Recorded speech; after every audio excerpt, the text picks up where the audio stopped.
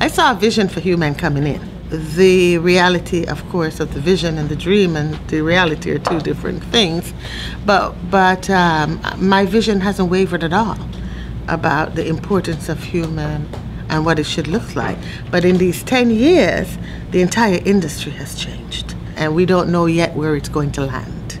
It's meant a lot. It's meant that books by African American writers and Hispanic and Native American. I mean, it's just so diverse that you could come here and relax and have books accessible.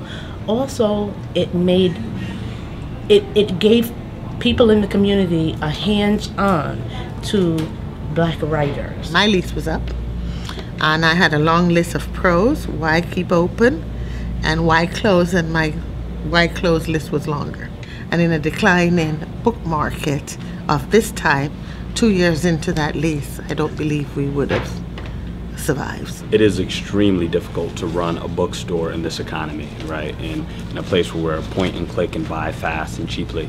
Brick and mortar bookstores have been closing left and right. One of the things that left me hopeful from Ms. Allen's announcement is that they're trying to figure out what would be another way to have an in-person bookstore in a business model that works, because we need these things. If we don't have them, what will next generations of kids have to talk about, and how will they intellectually grow, and how will community be built? Even when we have website forums, that's certainly not enough. And it's spaces like this that I think really build a culture, build a tradition. African American bookstores have changed. Some great ones have come and gone.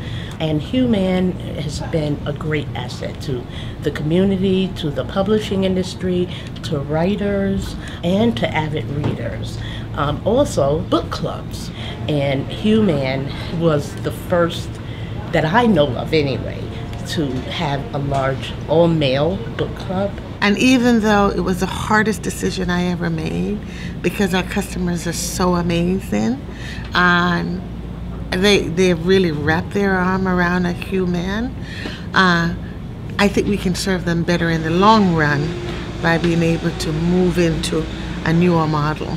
You've got a dream, and dreams are the basis of reality. So, that's what I dream, and that's what I hope. I continue to want to be a niche market bookstore, focusing on communities of color, and staying in that lane, and owning that space. Because this is a wonderful store, and I'll miss it. This Harlem community has been amazing. And I had no idea when we announced our closing, the sort of outpouring of love that we would have received, the kinds of requests, please don't close. I mean, I had someone who emailed or called and said, if I fall on my knees and I pleaded for you not to go, will you stay in Harlem? I hope and I pray that somehow it can still do what it's done as a physical store. And that's my prayer. And that's how I'm remaining optimistic, that it's not the end. It's just the end of how we know it, and that's the world. But in the long run, I hope they will trust us and trust our vision and give us the opportunity to do that.